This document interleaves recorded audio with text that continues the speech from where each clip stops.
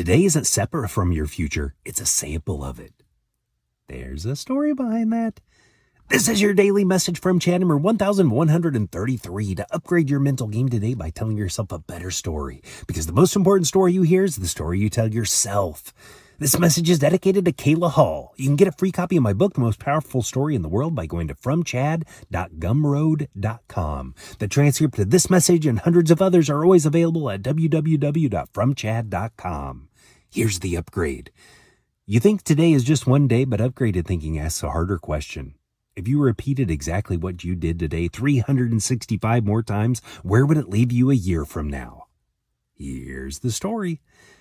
Charlie Munger, the man who sat next to Warren Buffett for half a century, was asked how he got so wise.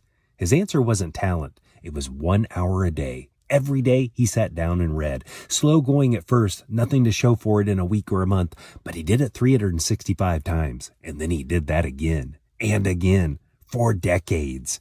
At 100, he was a far better thinker than he had been at 50. The knowledge had compounded, quietly, invisibly, 1 ordinary hour at a time. Munger said, spend each day trying to be a little wiser than you were when you woke up. Slug it out 1 inch at a time, day by day. 1 inch. That's all today is asking of you, not a transformation, an inch, because that's what you're actually doing. You can't move much in a day, but keep going in that direction. You're not living one day. You're voting for a year. Today isn't separate from your future. It's a sample of it. An empty field doesn't stay empty, and neither does a calendar. Repeat a wasted day 365 times, and you've thrown away a season of your life. Repeat 1 good hour 24 times, and you've built something nobody can take from you. The inch doesn't feel like anything. On day 1, wise and lazy look identical. The reading looks pointless. The workout changes nothing. The quiet days tempt you to quit because the harvest is still underground. But compounding doesn't care how you feel.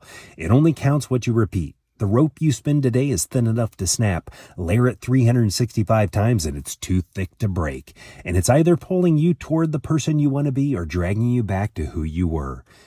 When Munger was 50 years old, he had accumulated less than 1% of the wealth he would eventually have when he died at 100.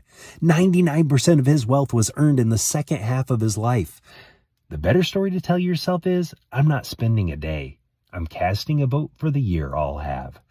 So stop asking whether today was a good day. Ask a bigger question. Would you want 365 more of it? If the answer is no, you don't need a new year. You need a new today. And you have one right now in your hands. Kevin Kelly's line from Excellent Advice for Living extends the horizon. He said, quote, miraculous things can be accomplished if you give it 10 years. A long game will compound small gains that will be able to overcome even big mistakes, end quote.